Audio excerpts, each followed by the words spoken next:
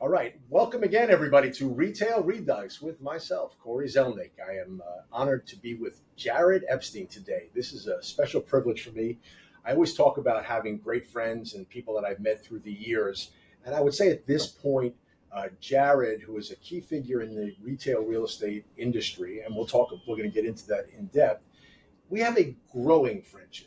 We have some history together. We are both University of Maryland alums, although he's a few years younger than I am. But we do have that in common. We have our New York sports teams in common. We have our love for New York City in common. So let me tell you a little bit about Jared.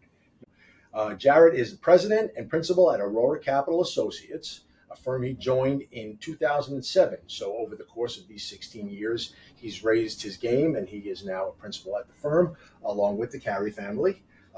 Well-known real estate entrepreneurs, owners, developers throughout the New York City market. They are probably the most active family company in the meatpacking district. They have a lot of holdings within Soho and West Village. I know they clearly like to hang out downtown. I know there's a few uptown projects up here on Fifth Avenue and things like that, but I'll let Jared talk about that stuff. But primarily, a couple of notes on Jared. Globe Street nominated him as a retail influencer. Cranes had him as a 40 under 40 star. Real Estate Forum listed him as an emerging leader in retail. And I think that must be an old title because you are officially a leader now. That's a little old. Jared is the founder of the Meatpacking Improvement District and the BID. He's also a member of the 34th Street Partnership. Most importantly, he lives here in the city and Sag Harbor at times with his wife and their two sons and dogs. And with that said, I'd like to introduce my special guest, Jared Epstein. It's an honor for me to be here. I knew your name right when I got into the industry in 2004. Legendary. Thank you. And I'm glad I've gotten to know you over the past few years through friends and, like you said, the Maryland connection. Just one clarification. Please. I don't have a home in Sag Harbor. I spend a lot of time there, but I'm in Watermill. Oh, you're Watermill? A little bit of, I'll tell you a little bit about myself that some things people might know, you may know, may not know. I was a nightclub promoter. Okay. In 2000 to about 2004, which is when I got into the real estate business. My father called me one day. He's like, you got to get out of this thing. I had broken up with my girlfriend. I was looking to do something a little bit different. I didn't want to be in the nightlife all the time. And he happened to read an article in Cranes about this guy, Jeffrey Roseman, who coincidentally he was sending a check to through Newmark every month for a deal that he had done at 593 Broadway. Wow. With Jack Minash. It was called The Lounge. All right. So, the landlord was Arnold Hauser, a dear friend of my father's, and my father was his CPA and investment advisor. Literally had his office, his desk in New York City, in Arnold's personal office in Manhattan, at the same building. My dad would be in Jersey 4 days a week and one day in Manhattan. So Jeffrey Roseman, he told me that Arnold Hauser could make the connection. Potentially I'll get an interview. I started taking the real estate courses to get the salesperson's license. Right. I went up to meet Roseman. I tell this story pretty often. And I figured I was meeting with some 85-year-old guy in some budget office, very old and run down. I walk in, it's a beautiful office, Jeff Roseman, his glasses, his suit and tie, very stern, very smart. And I was blown away. I'm like, this guy is a fucking killer. Yeah, and he truly is. And Jeff's a dear friend of mine, so big shout out to Jeff Roseman. Was he at Newmark? Was it Newmark at that point already? At that point, it was Newmark New Spectrum. It was okay. So New Spectrum was recently taken over, and Jeffrey was a principal. So I was, this guy must be really successful, and he had that air about him. And the one thing that he was interested in my resume had nothing to do with where I went to college or what my skills were. It was really about being a nightclub promoter.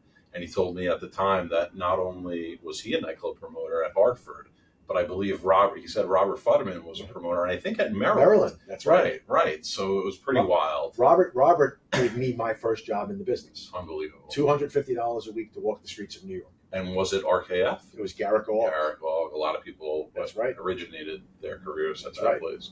Yeah, that's a legend. Garrick Oil, right? Yep. Charlie Og. Charlie Og. Got it. Okay. So 2 weeks later, he gave me a gig. He didn't have a seat for me at the time, but 2 weeks later he did.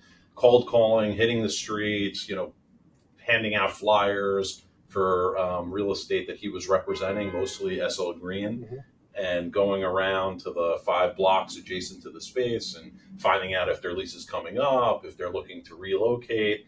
And if they don't like this particular space, then it's an opportunity to represent them to go somewhere else. Roseman would always tell me the dandruff off of my hair could make you $500,000 a year. Okay. Meaning that all of the things that he's like not focusing and not working on could make you a rich person. I have to credit him with my start, but a few other people too that really had the time for me. Jeffrey was great, but you'd be lucky to see him at the end of the night and he'd just drill you on each particular block. Who's the owner? Who's the tenant? And he knew everything. So he was just testing to see if you did your job. But so beyond him, it was really Greg Gropper that taught me like the restaurant side of the business, because that was like what I was familiar with, restaurateurs and nightclubs. And I had these types of tenants. So he put me on space with him to like run, to try and bring in tenants. And anyone that I had that was interested in doing something, I would include him on. Then Paul Berkman, was an incredible mentor. One of the lines that he told us, the young guys that started at that time, I think I was the youngest at that point, was you never want to get fired from a job you're not getting paid for. Okay. Meaning that you're not getting, we didn't have a draw, you didn't have a salary. And if you get fired from something like this, what does it say about you?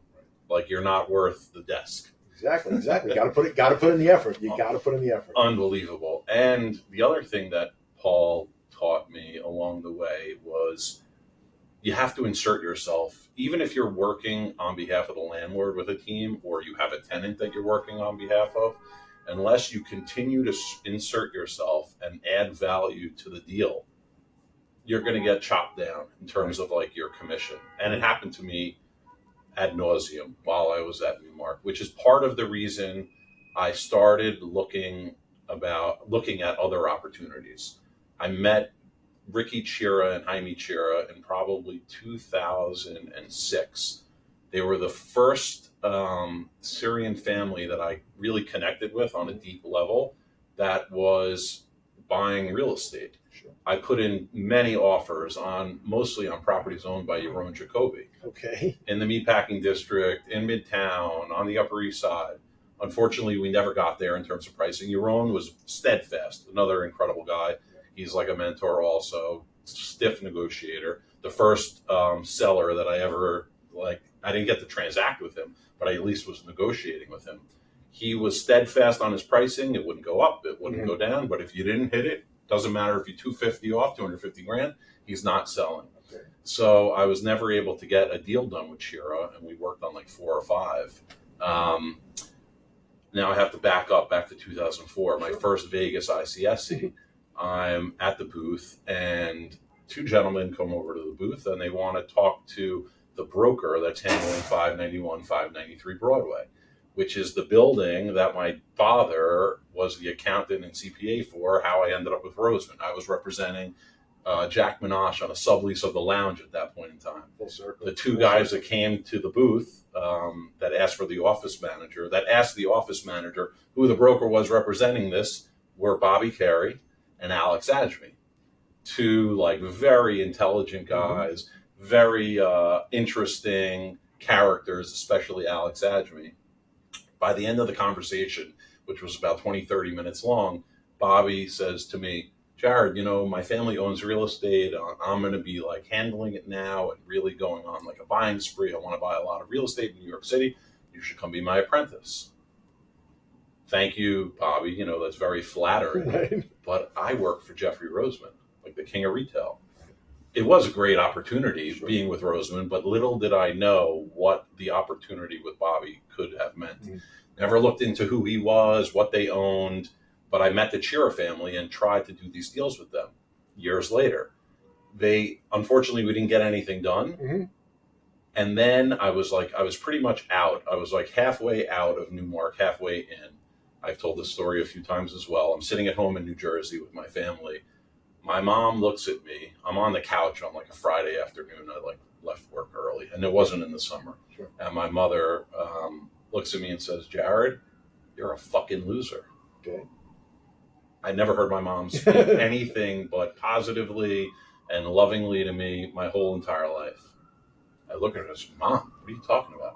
Jared, you think someone's just going to come and knock on your door and bring you into their firm, into like a great opportunity? You were in the nightlife world. You've been in real estate for a few years. Your contacts are like almost limitless. You know everybody. Right. Get on your BlackBerry," at the time it was BlackBerry, "and reach out to anyone you could think of that might have an opportunity for you." I reached out to, in terms of like investment, getting on the investment side, two people. Terrence Lowenberg from Icon, who's a buddy of mine, and Bobby Carey. I also reached out to Brian Katz in terms of going back, like staying in brokerage, but doing it a little bit differently on more of a national level and getting a salary, which he was offering at the time. Met with him and his father, developed a great relationship with him, which we'll get back into like in a few minutes, because everything in my life has been coincidental, probably from the hand of God. Like things being at the right place at the right time, me being there at the right place at the right time, and things falling into place for me. Which makes it less coincidental. It's, preparation meets opportunity, luck, they call it at the end of the day. But again, like Hashem, blessing from God. So I met with Brian. The opportunity was there. I had reached out to Bobby, and Bobby says, "Come into my office tomorrow at 3 p.m. I come up. We're talking about it. I'm interested in being an apprentice now after 3 years. And 2 weeks later, he offers me what I was pretty much looking for, a little bit less of a salary, plus a guaranteed bonus. And I thought, I'm going to go up there. I'm going to be trying to do acquisitions, but on the side, I could still do all this brokerage. I'd run it through the Aurora company, but I'd get half the fees, and I'd have the salary. And if I can take down an acquisition or two along the way, it would be great. I start with him. 2 weeks later, he brings me a list. I'm currently sitting at that time inside of his brother, who's mostly a stock trader's office, staring at a wall, just like I did at Newmark. But at least I'm getting paid. All right. And he hands me this list, and it's a list of all the properties that they own or have an interest in. I look at it, I'm like, who the hell are these people? Like, is this real? He says, "Jared, you're not to share this with anyone. It's highly confidential. But if we get somewhere and someone wants to know who we are, this is who we are." We didn't have a press kit, a media kit, a logo. We barely had a name. It was Aurora, but no one knew it, and no one knew of his side of the family. So it was really just like eye-opening to me. And then when we were working on our first deal that required like $50 million in cash, and he had the money, I just couldn't compute. I couldn't comprehend. Like, where am I sitting? Like, no, how does a family even have wealth like this? My father, who I love dearly and really worked his tail off, took our family to the next level from his father, who was like a short order cook in Brooklyn, and he lived in Brownsville, my dad, to becoming a CPA, investment advisor, probably making, $400,000 a year at that time when I was a child. And in our town, and you were the happiest, richest. I was thrilled. You were the richest people around. Well, we weren't the richest. Maybe not the richest, but part feeling, of the story. But I felt great. I felt great. I felt like we could pretty much do anything we wanted. However, there was a realization that wasn't the case, because there were other families in our town who I was very close with the children. They'd be going on fancier vacations, had a fancier car, had a bigger house, a bigger pool, more fancy furniture. But to me, that was like ultra wealthy. You're making like $600,000-$700,000. Then I'm sitting in this office with a family that has $50 million to put down on a deal. Shocking.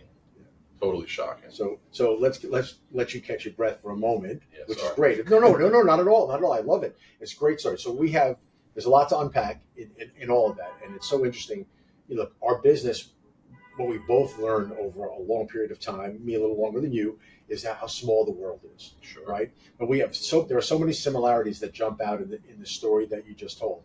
I didn't work for Jeff Roseman, but I had a guy named Robert Futterman, who, if you're in the industry, you know. And he says, "Come on, I'll give you $250 a week, go walk the streets." I was a kid right out of college. I had no anything, and Was it the Maryland thing, the connection? It wasn't even that. The Maryland thing became a connection. Like when I met him, there was a guy at the Garrick offices at the time who was working in Long Island, and he said to, who I knew, who said to me, he goes, listen, this guy Robert Futterman, he's looking for a guy who knows Manhattan, and I grew up in the city. Oh, I didn't know that. Yeah, I was in Queens till I was about 10, and then from my folks' divorce, my mother remarried, and so from 11 on, I was pretty much in Manhattan my entire life, other than visiting my dad in Queens. Where, on the Upper East? Yeah, I've been on the Upper East my entire life, for the most part. And so I took this job with this guy, and then when I met him, and we're still a fairly informal business at the broker level when you meet people. Sure. And so I met Robert. We went to Maryland. We laughed. He goes, "All right, you're hired." And so he said, and this is like late June of the year I graduated, and he's like, "What year was that?" 86. I'm not shy. I'm not shy. Wow. And I said, he says, "Come back the Tuesday after Labor Day because nothing happens in the summer." Right. So I come in, and back then it was shirt and tie. And Fun. Hands me a clipboard. Right. It's 90 outside With the street maps? Street map. He goes, walk up First Avenue from bottom to top, and then walk Second Avenue down. And I'm drenched. I remember those days. Remember those? And so that was the first lesson in shoes. Yeah. Because the shirt and tie you had to have.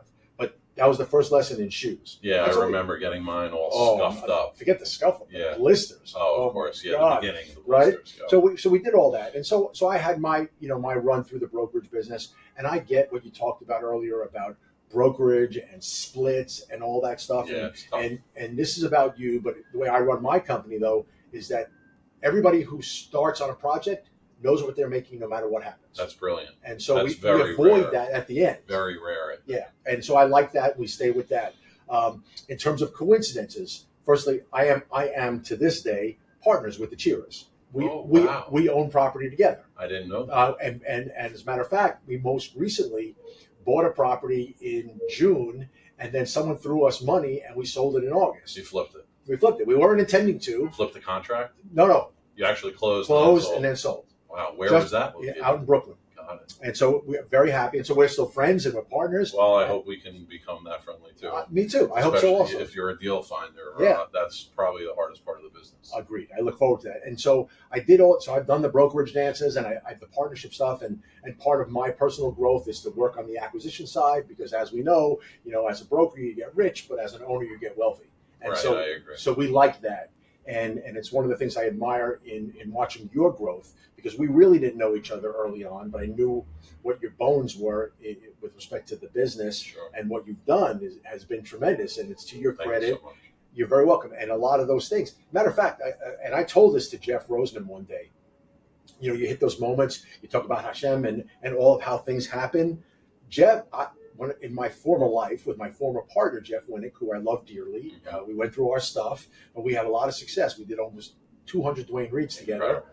And we bought a property, back in 2000. Mm-hmm. And what happened was Mr. Roseman, my friend Jeff Roseman, said, listen, I got a property for you. And back then, Dwayne Reed was super aggressive in their approach to opening stores. Sure. And so Jeff Winnick and I would get in the car on Saturdays and Sundays mornings. Roads were quiet. We get out into Brooklyn and Queens. My daughter wasn't born yet. And we did what we did. Mm-hmm. And what happened was Roseman sent me to a property, and it was between X and Y, so to speak. And I said, all right, Jeff, between is a bad word because he didn't want to divulge the exact location. Well, he didn't want to go to Brooklyn. And so I said, I'll go. I'll be out there Sunday. Maybe he wasn't even sure what the address was. Agreed. And so I said, I'll go. I'll look on Sunday. I'll be out there. Sure. But the word that he used, between, was the bad word because we wanted corners. Got it. I go to the property. Makes sense. I go to his property. Next door, at the corner, is a 2-story taxpayer that has a sign on it. You know what the sign said? For sale. Damn. And how big? 7,500 foot floor plate. It was perfect for Dwayne Reed. I bought it. Surprised Jeff sent you there. He didn't know because he never went. So I bought it. That makes more sense. Yeah, I bought it on the spot. Incredible. With Stanley Chira. Knowing that you had a tenant that wanted the space. Dwayne Reed wanted it. Sure. We knew the whole thing. And then what happened was, just because we've mentioned a lot of our fun friends in this course of our short conversation, a gentleman named Jeff Sutton, who all cross paths was along the way. Jeff. Love Jeff to death. Yeah. But during the course of that transaction, Jeff wanted to get in there with me and tell me, we'll buy it and we'll put CVS in. Sure. I had a flip phone because that was flip phone days. Yep. You went BlackBerry, I go flip phone. I had a StarTAC. Okay, there you go. I woke up in the morning to about 10 death threats from Jeff Sutton. And yeah, Stanley, and I knew him, but I didn't know him well. Sure. Stanley just said, avoid him, Right. avoid him. Right. And we sent a check, Stanley sent a check for $250,000 to a gentleman in Florida, retired gentleman in Florida, Sure. who owned the building. With the purchase offer? No country, nothing. We're buying it for $2.5 million. That's your asking price. We're buying it. Here's 2.5.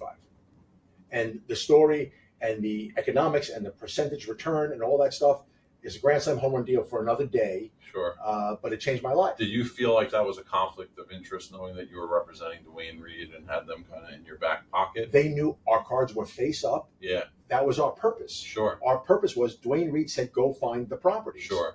And so we were all, Dwayne Reed knew exactly what we were doing. Open book. I'm Open paying book. this. This is You're your going to rent. pay this in rent. Sure. This is what we have to do. Sure. Blah, blah, blah, blah, blah, blah. What did they pay back then for that property? In rent? Yeah. They paid us $400,000 a year. 400,000. We Probably bought- gross, not net, right? Gross. We bought it for 2.5. Yeah. We had a second floor tenant that we inherited Okay. for like $20,000 a year. Okay. Okay. I didn't want this to be about me, So but I'll go through it. you had a decent cap rate. going Wait. I had a billboard on top. This is Flatbush Avenue leading into Barclays Center, before Barclays. in. Wow. And a billboard collecting $6,000 a month, whatever. Okay. All right. Fast forward about 6 months later, the famous Jeff Roseman property, and I love you, Jeff. This is not about knocking you. For sale? No, they called us and said, "Listen, you have air rights. Can we buy them from you?" They wrote us a check for $800,000. Golden goose keeps giving. Just keep giving. We've refied the property 3 times. Still own it today. Incredible. Walgreens just re-upped, Incredible. so we're good. But that we veered way off. But it's a lot about the similar connections you and I have in the business Right. and the people that we know. So you sign on with the Carries. Yes, I Bobby do. and Aurora and his team. 2007, the first deal that we got done, I quickly shifted out of leasing. I realized, whoa, acquisitions, especially because we got a deal done so quickly. In the tail end of 2007, I started in July of 2007. Actually, 2 weeks before I started, he was going to Saint-Tropez, Bobby, Okay. a place I had never been, still haven't been. Sounded fabulous. I walked into my father's office at Arnold Hauser's building, and I see Jeff Sutton. I didn't know who he was. Okay. I see a guy with Arnold. Did you know of him though? I didn't even know who he was at all.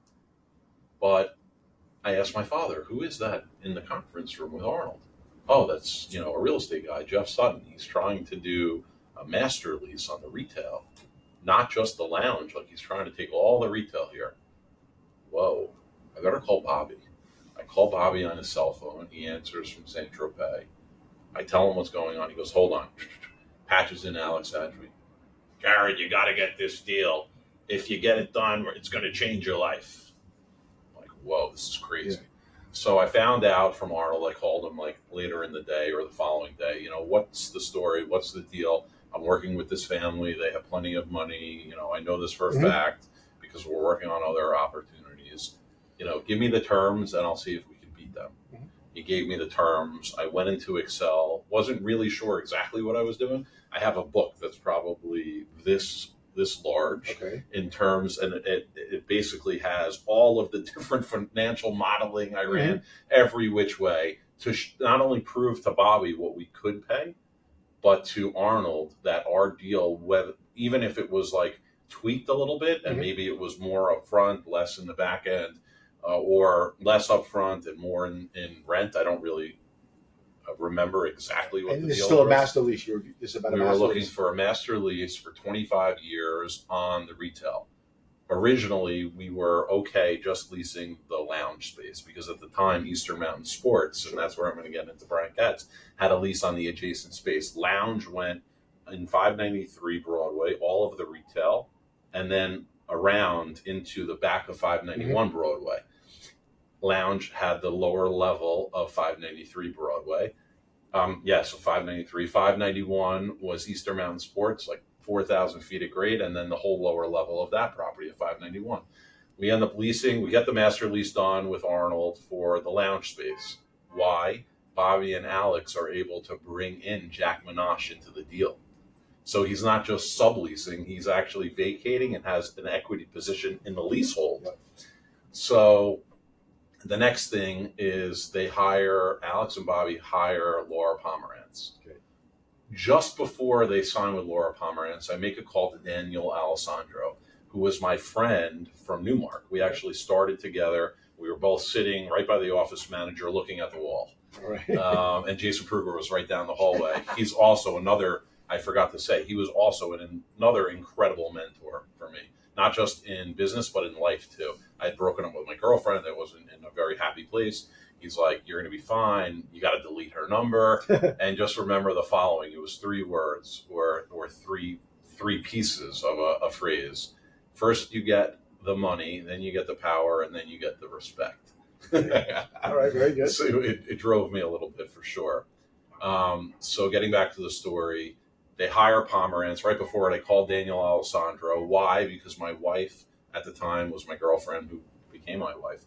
I asked her, I said, we were in the Hamptons, by the way. I think at Hampton Bays, like on the beach. Sure. I said, Mindy, who's the right tenant for this space in Soho?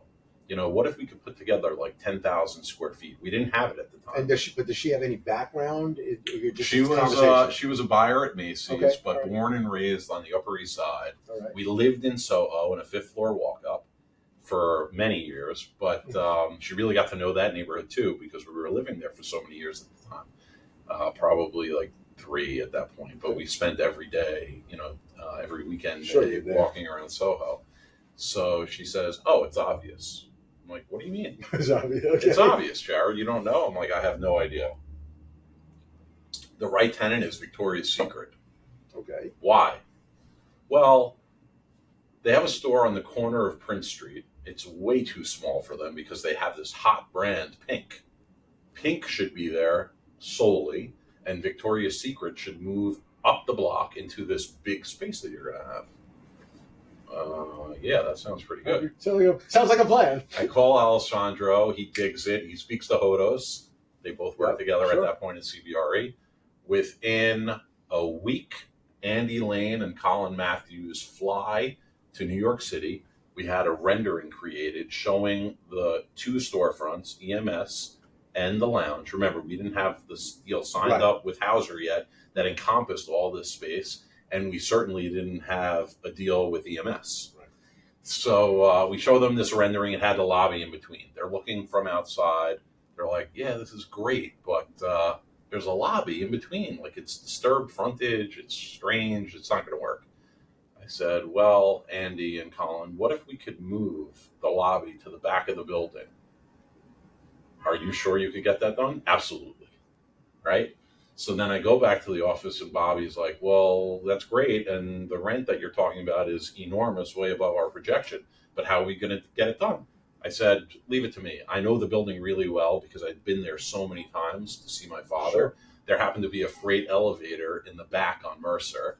And every tenant would go to the 2nd floor to get into another elevator that would take them upstairs. So there were like 2 elevator banks, and certain tenants would use one elevator bank, some would use the other elevator bank.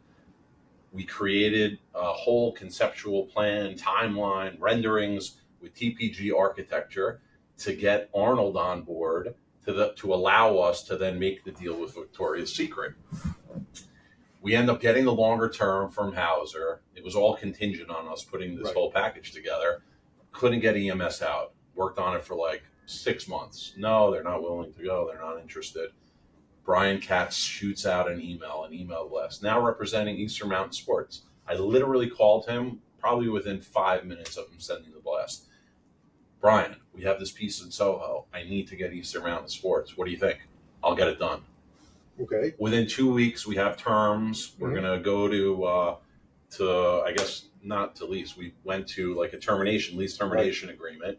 We had to pay them X amount of dollars. It was contingent on them moving to Joe Stitt's building at 530 Broadway, corner ground, entire 2nd floor. They got it done. We got it done, and Victoria's Secret signed. We were paying at the time like $2.5 million in rent. Vicky's was Victoria's Secret. Yep. Bobby always referred to them as Vicky's. Always. They paid $5.3 million in Nice. rent. So we had like a 25-year term at a $2.8 million spread, huge spread. And we put in not too much money into the property. How was that one not? I know that you had been nominated for Deal of the Year a couple of times. How was that one not? That one we actually did not. We didn't file it. Yeah, we didn't file it. We didn't put together a package. I probably wasn't aware of like the deadline or how to submit. I don't know why Hodos didn't. That would have been a cakewalk. It was an incredible. It was an incredible story of persistence, diligence, creativity. Right. Yeah. So that's how it all started. That's fabulous. And I think so. It's interesting. You're listening to the stories. I love them. I'm a part of the business. I love talking about the business, the stories, everybody's stories, and everybody likes to dive in on. But that was me, and I did that. I love hearing everybody's stories because if we're all successful, it's good for all of us. 100%. It's so important to have an abundance mentality. Yes. And as much as I try to fight it every day, old school brokers still they want to fight you. And I always say that most deals have two sides. 100%. There's a tenant rep and there's a landlord rep. Mm-hmm. Let's talk about it. Let's work together and get to our end goal. Right. If you don't get there, then what's the point? What's the point? De facto, we're partners. Correct. From the start of the first conversation. Correct. Why not work together? But that aside, I'm not going to rant. So part of that story was that they hired Laura Pomerantz to represent the space, but we had an exclusion, which was Victoria's Secret after my first meeting with them. And I said to the guys, Laura's great. I barely knew her at the time, but I knew that she was track record, a huge broker in the business. My friend Howard Hirsch worked there at PBS. I know Howard, sure. And he always spoke so highly of John Broad, Moore Trader, and Laura Pomerantz. But I said to them, why are you hiring a broker? Like, I could do this. Yeah. I'm a broker. Oh, no, Jared, we need a great broker, and blah, blah, blah. And then at the end of the day, I got it done. So it was a real sense of accomplishment, feather in my cap. It was in the New York Post. It was like, whoa, this is huge. Deservedly so. And I think it's interesting now that, listen to the stories that you've told here in this sort of the first half hour that we're chatting. Sure. I go all the way back to your start as a nightclub host, right? And an entertainer, party host, whatever you want to call it, party promoter, excuse me. Right. You're like, even though you're from Marlboro, New Jersey, right? You're really a downtown guy. Totally. And I think, and it's so apropos of where you are and where you sit today. And I'll say it, you're the king of the meatpacking industry. I appreciate that. It's not just me, but no, it's a team effort. I get that. I might be the most well known because of I'm outwardly facing. I was going to say you're front facing, right? And it's great, right? You're a handsome guy. It helps. I appreciate that. Bobby's a little bit more handsome. Yeah, Bobby's a good looking dude. But you're front facing. Right. Your meatpacking district. Your Soho. Your West Village. Sure. And so I'm taking this now into where we are today. You ask anybody about the city post-COVID, and it's hard not to say Soho, meatpacking, Madison Avenue with the luxury, and a little bit of Times Square with the tourism. But meatpacking, I think the first iteration, if you want to call it, going all the way back to when Jeffrey landed there, is probably like 2000-ish. Yes. It took a little bit of a run. Meatpacking took a little bit of a run. That's right. And then Levi's came and Asics and then changed the whole thing. Right, to some people that ruined it a little bit. On 14th Street. It became a little pedestrian. Apple took over the former Marked, which was an incredible restaurant with outdoor seating. That's right. So it changed a lot. Right, and you had Eugene Rem and all the boys bringing their nightclubs and doing all that stuff. Right. Then I think, I couldn't tell you exactly, I know you will, but the High Line kicked into gear. That was huge. Right? And that really made the market, the whole meatpacking district, really turn better. Right. And then you work your way to where you get the Whitney. And so things really are happening. And then you're in there, you're well entrenched, you're waist deep in this thing, sleeves rolled up, and you're having this conversation with Restoration Hardware. I'll get there. Yeah. Yeah. Let me tell you the quick. Please. I don't know if I could ever tell anything quick. I'm not a great storyteller. No, you're an excellent storyteller. I just keep going and going. It's also how I get to know people. I ask too many questions over and over and over. I want to know everything. That's how I learn. So the meatpacking district. Why the meatpacking district? I went to a club there called Lotus way back in the day. My ex-girlfriend's family took me to Florent even further back in the day. this neighborhood was just so cool, and the streetscape and the open plazas and the smell of like fresh air, which you don't get often in Manhattan. Low-rise buildings. Like personally, I'm not like an Upper East Side kind of guy. My wife is born and raised there, and she would love to move back there. But I like the old architecture, the low-rise properties, like these real historic districts, and the proximity to the Hudson River, like just amazing. So I had this love of the neighborhood, and one day I'm walking in the neighborhood with my girlfriend at the time, Mindy, and our dog, our beloved dog, rest in peace, Madison. And there's someone putting up a sign on the corner of 13th and 9th on the building that was, I knew it was a bakery at some point. Before that, it was a hog cutting plant. I did a little bit of research, and quintessentially it was on like the second floor, which is a, what are they called? A concierge firm. Okay. So I knew a few of the tenants that were there. I love the building, and I wanted it in the most, I desired it in like the most passionate way, basically. So I was the first guy to call the broker that put up the sign, Alf Naiman. I pitched him. I'm like, listen, you're never going to get a tenant to take this whole building. They were looking for a lease from a retailer. The building's in disrepair. It's not even fully developed. They were 4 row houses. The corner was built full. The other 3 that were adjacent to it were built like 30 feet back when the lot was like 80 feet deep. So it required a tremendous amount of CapEx, vision, and I thought that a developer is the only person that would be able to do that. And I knew that we had vision and that we knew retailers. We stuck around the hoop for a long time. She wanted, the landlord and her daughter wanted to do a deal with Louis Vuitton. They were there. Arnaud came, visited the property. They loved it. And then at the last minute, at the 11th hour, he switched it to wanting to buy the property. They had no interest in selling. This was a property that they had owned literally for like 100 years. She came back to us, and luckily we signed the deal. We even got a little bit better of a deal than we had been negotiating because it was 2009. Oh, right. The market had fallen apart. We started negotiating in like early 2008. And that was the impetus. That was the first piece, our entree into the meatpacking district. We quickly signed the lease pre-construction to Sephora with Krista Crosta was the rep, and Ginny Pittarelli, who I became very close with both of them due to that deal. And to this day, we're like tremendous friends, incredibly tight. And then the upper floor, as you mentioned, Eugene Rem. Sure. I took Mark and Eugene over to the property. We walked up the floors to the second, the third, and the roof. What do you need? 9 1/4. Shook my hand. Right. We got a deal done with them in like a month. Incredible. I think Catch was part of the resurgence of the neighborhood. They had every celebrity, every athlete, beautiful women, great food, great service. To this day, they maintain like impeccable service and great food.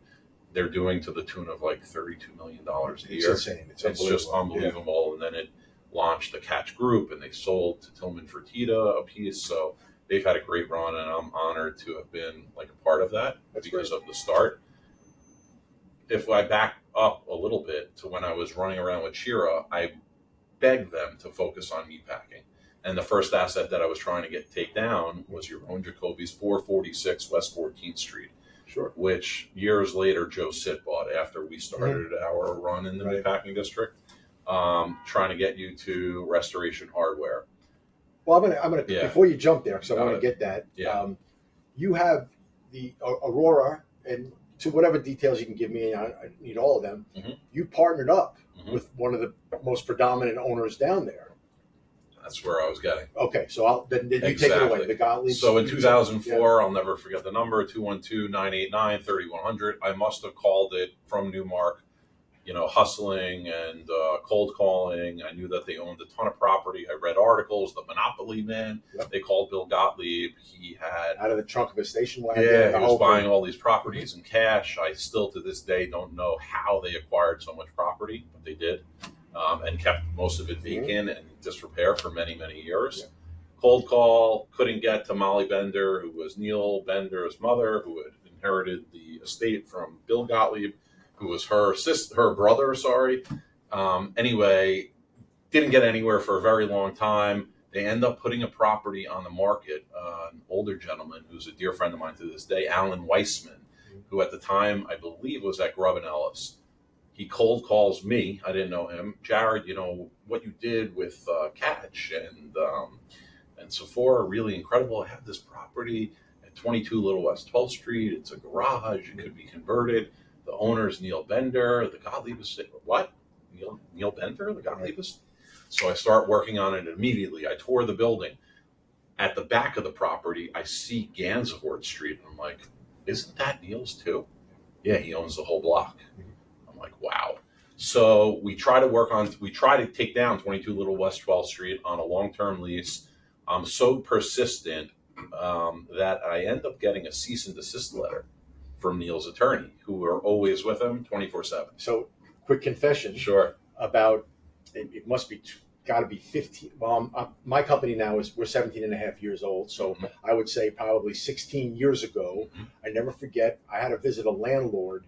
That's around 2004, 2005. Right. So I had to visit a landlord on Long Island. I don't know why. So I shot out there, and I'm standing on the platform of the Long Island Railroad, ready to come back. And my assistant at the time says, Cory, hold on. Neil Bender's on the phone for you. Wow. I don't know him. I've never called him. Nothing. Wow. Says Neil Bender's on the phone for you. I know who he is, of course. Take the call. He goes, you represent Lloyd Goldman? I said, I do. I've been representing his portfolio for a long time. I want you to represent my portfolio. Wow. When can you be in my office? Wow. I said, when do you want me there? So I go the next day, 10 o'clock, show up at his lawyer's office. Yeah, Doug Eisenberg. And Matt Simon. And Matt Simon. Sit in their reception area for 2 hours, right? So, right? See, right? Isn't this great? Wow. Sit there. I don't know anyone that knows that story like I do. And we go, and I go in. Wow. And he says, you're going to handle everything. Puts me in their van. Yep. To walk around. Yeah, one of their Caribe vans. Right. To see the properties. He goes, great. Send me the agreement.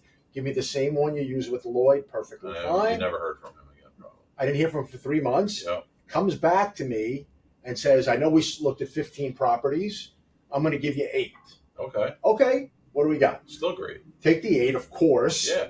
But really didn't know what we were getting into in terms of an operational, communication. Very difficult. Very challenging. Yeah. And it got to that point where I was working with one of my associates, Jason Turner. We worked the account together, where it got to the point that Jason warmed himself up to the receptionist so well.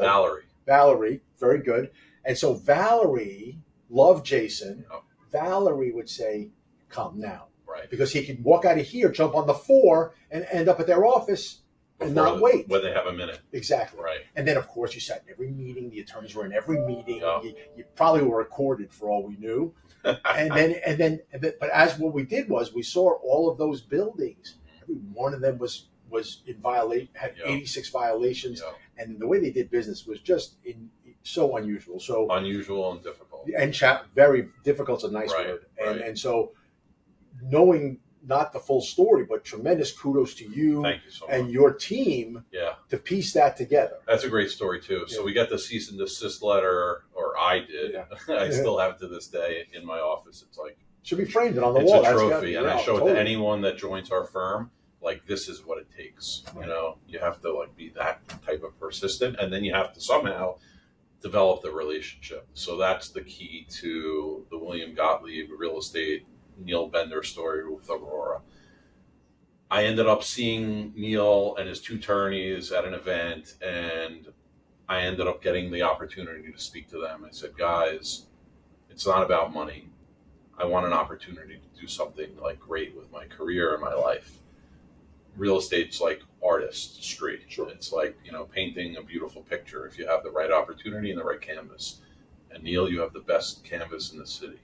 And I'll tell you why I love the meatpacking in the West Village. I went into the whole story about the nightclubs, that I live downtown, that I really just have a passion and an infatuation with the real estate that he happens to own. All right, Jared, I'll give you another chance. Come up to our office, next week. I come up with Bobby, just like you were saying. Mm-hmm. We'd wait probably for an hour at the receptionist. Right.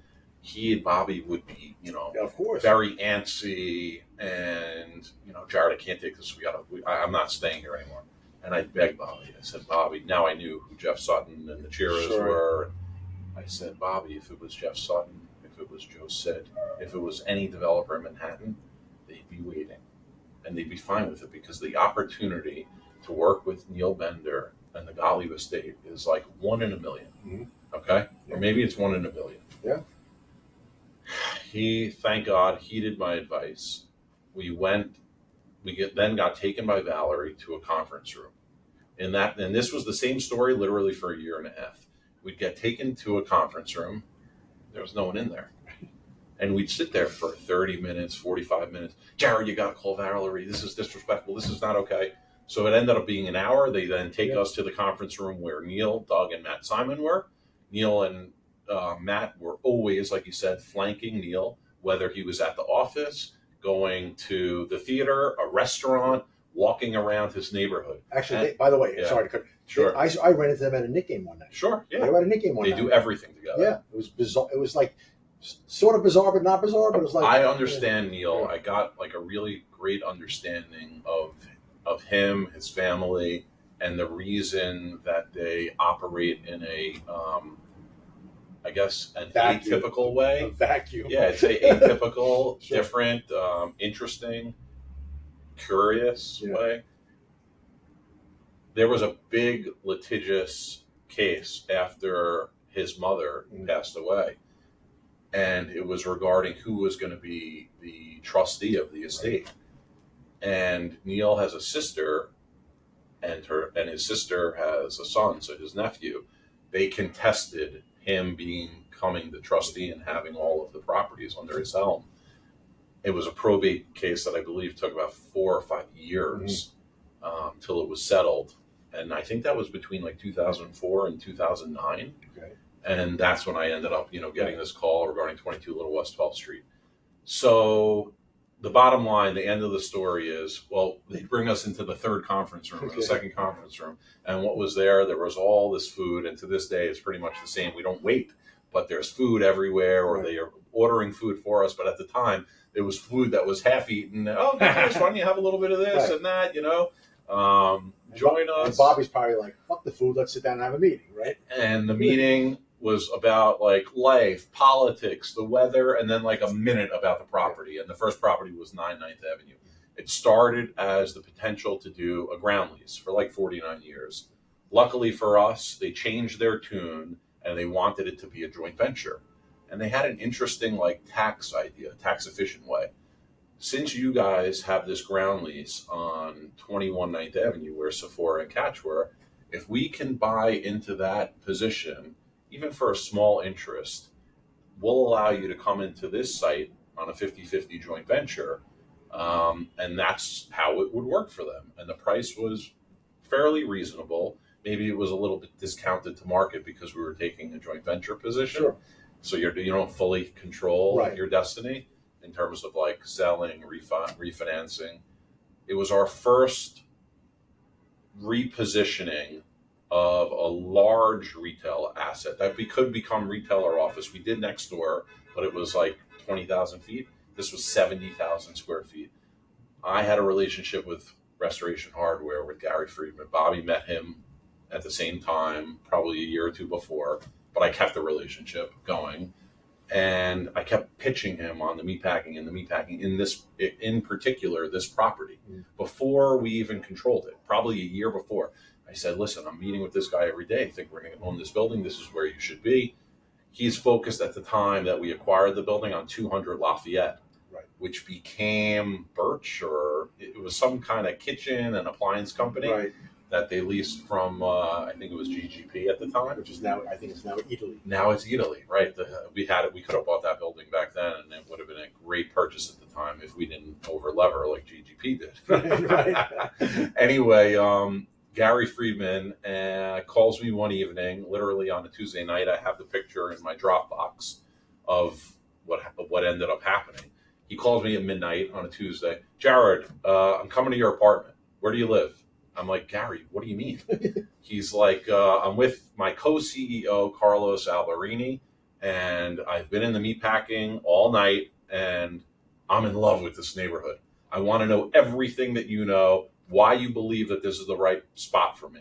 As you know, I'm negotiating this lease at 200 Lafayette. I want to know why meatpacking versus that location. He comes over. I spend an hour and a half with him. I draw a map. I show him where the High Line is, and that project is supposed to happen. Right. Where supposedly the Whitney is going to open this museum, how this tenant might come here and there, and the streetscape and the open plazas, and here at the West Village, a very affluent customer base, Google, all these employees, Chelsea. By the end of the night, we take a photo together. We shook hands on a rent, and the rest of the terms, within a week or two, we had a signed LOI. We went to lease and got it done. It was incredible. And because of our execution on that building, in terms of pre-leasing the entire thing to Restoration Hardware at that point, like at a record rent, and then our execution of the development, going through landmarks, getting a 2.5-story approval, which was not foreseen by anyone, including our LPC consultant. It was Cass Stackelberg from Higgins and Quaysparth. He works on all of our projects to this day. BKSK was our architect, the same architect as Catch and Sephora. Because of that, they gave us an opportunity for 40 10th Avenue, which is known as the Solar Carve, where we did a deal with Genesis at groundbreaking rents, and upstairs with our first tenant was Starwood, Barry Sternlicht. Sure. They gave us the opportunity to buy into that piece. Bobby, who's beyond brilliant and classy and probably the most incredible negotiator I know. And if you met with him, even though he's impeccably dressed and handsome, he doesn't act pompous at all. You would never know he has anything. He's extremely humble. He says at the time, Jared, it's a lot of money. We got to get something else. I'm like, well, I've been talking to them, about this block on Gansevoort Street. They own the whole block. There's a restrictive declaration on it. You can't do office. You could barely do retail. But if you ever got it, like if you were able to talk to the city and have them revise this restricted deck or lift the whole thing, the block would be incredible. My vision for it was always like the Americana of Manhasset. Of course. And if you had the opportunity to do something like that in Manhattan, what it would be like a once in a lifetime opportunity and something that would like cement you in history of New York City. It really would. Right. Yeah. So I called up Doug Eisenberg, who's like, his consigliere. Matt was gone already at that time. And we came up with a price with a bonus, like an additional amount of money if we were able certain approvals. If we were able to get the restrictive deck lifted. We signed on at that closing and even the closing before on 99th Avenue. It was such a humbling experience. It was like, oh my God, like we're actually getting this done. And they signed, and it was just tremendous. I knew my life was like literally changing. It was scary even because like I didn't know like what we were getting into and if we were going to be able to perform. And if we don't perform, we won't have access to the rest of the portfolio, which was really my dream. It wasn't one property. It was the rest of the development sites. And luckily, we really performed well. I guess it wasn't just luck. We have an incredible team in terms of analytical development, pre-development. Bobby's involved in like every aspect of it. I'm really more of like the acquisitions and leasing guy and neighborhood like involvement and relationships with tenants and the neighborhood and other landlords, like you said, the bid. And then we executed on Gansevoort Street, and it just, it came out incredibly well. We got a huge approval from landmarks. We got the restricted deck modified to allow for office space and more retail.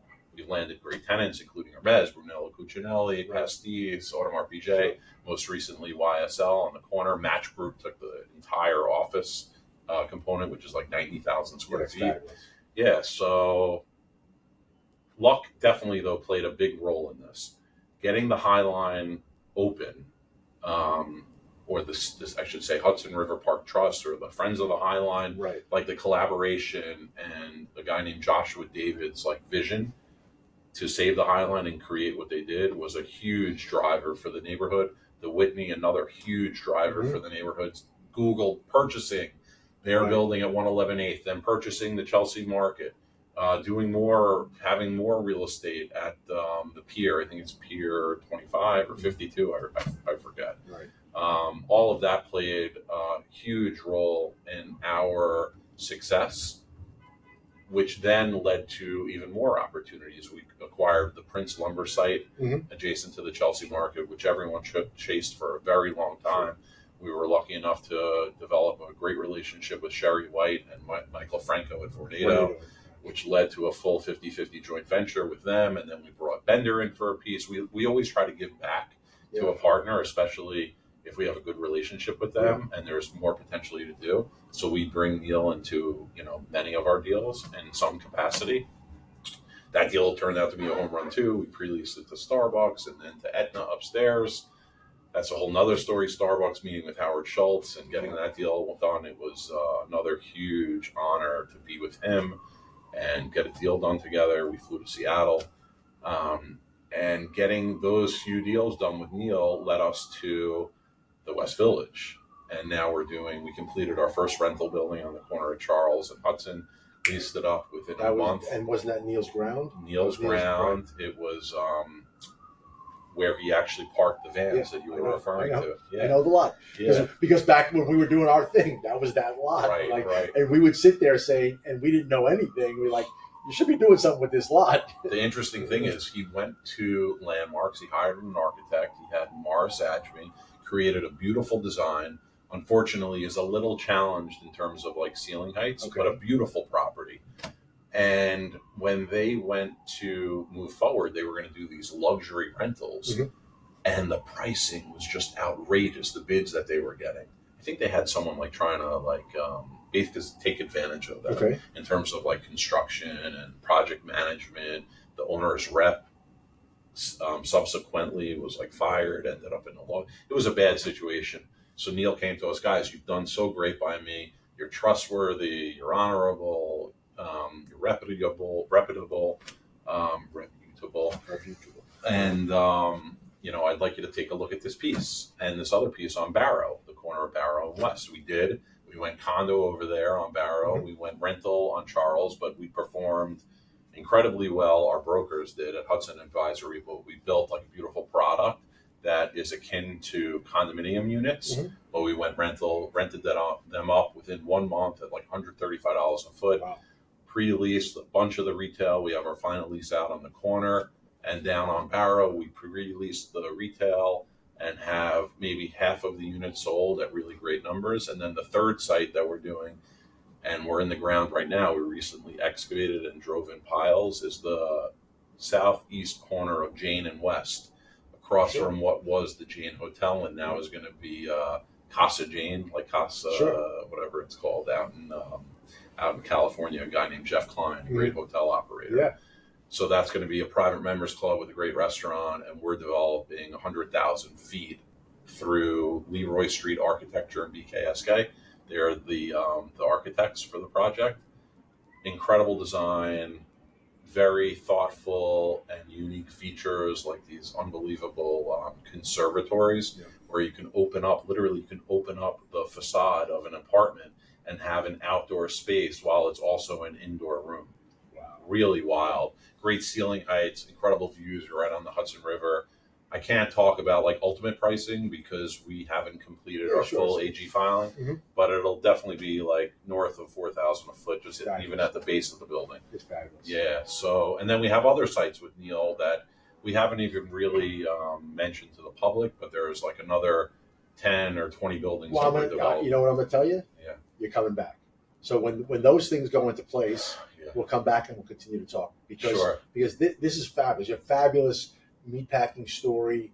I called you. I said to you earlier, you're the king of the meatpacking, but it takes a village. No pun intended. It really does. You have a great. I would team. never want to take the responsibility for the whole thing. I might have had like a vision for the neighborhood and built a relationship with different people, but without our development team, our marketing team, we just have so many guys that are great, and especially without Bobby Carey, none of this would have been possible. It's an amazing story, and even we talked about it earlier.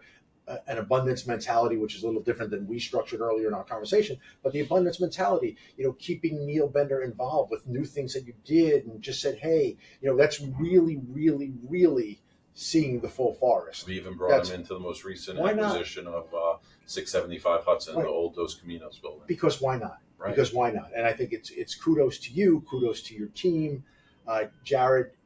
This was fabulous. This is really fabulous. Please go. I want to go. mention one more No, quote, please. because Michael Franco, when I called him about partnering, they had pretty much already been awarded the deal for Prince Lumber, that development site. Yeah. I called Michael Franco against Bobby Carey's opinion. He said, Jared, don't call them. It's so weak. They're getting the deal. What are we going to do for them? They're not going to be interested. I was staying at the Hampton Maid at the time, way before I had a Hampton's house. This is probably 2011 or so. Call Michael Franco. And I'm like, Michael, I know that we're both bidding. I was acting like I didn't You're know. still in the game. I didn't know, right, we're still in the game. And Taconic is there too. Like we were the last three. And I say, Michael, we'd be honored to joint venture with you on this. We had happened to have lunch with him 6 months earlier. Sherry White made the introduction. And I said, and we also, we have a relationship with the Gottlieb estate, and they own the property next door, and there's air rights. And I truly don't believe anyone else can deliver that property in air besides us. And he said, Jared, yeah, let's do the joint venture, 50-50. And my jaw dropped. Right, I couldn't speak. Right. And I'm like, wow, thank you, Michael. I want to ask you a question. Why? Why are you saying yes? And this brings me to the whole conversation about, continuing to bring Bender into deals. He said to me the following words, I'll never forget them. And they really impacted my career. Business, this is the reason, Jared. Business begets business. Good. You and Bobby are young guys. I think you're going to do a lot in your careers. And I want to be there to do more with you guys. So that's it. Business begets business. I love it. And that's a perfect way to close. Jared, it's been great speaking with you. Great listening to the story. Thank you. And we are definitely, Steph's going to put it down. We're calling you back in 6 months, 9 months. We're going to do it again. Maybe in 5 years. Okay. I need some time to do more. Put it all together. No, Hopefully I will be. You got a lot coming down the pike. You're a great success story, and there's future success for you. And I hope to be a little bit of a part of it somewhere down the road. I'd love for that to be the case. Some good fun for some Terps to do some things together. For sure. Oh, and last thing, Neil Bender's a Terp as well. Is he really? Yes, he sure is. I never knew that. He should have told me. He sure I would have stayed on the job. He sure is. That's fabulous. Yeah, and we share that whole camaraderie. If he happens to remember, send him my regards. I absolutely will. Pleasure having you. I look forward to doing it again real soon.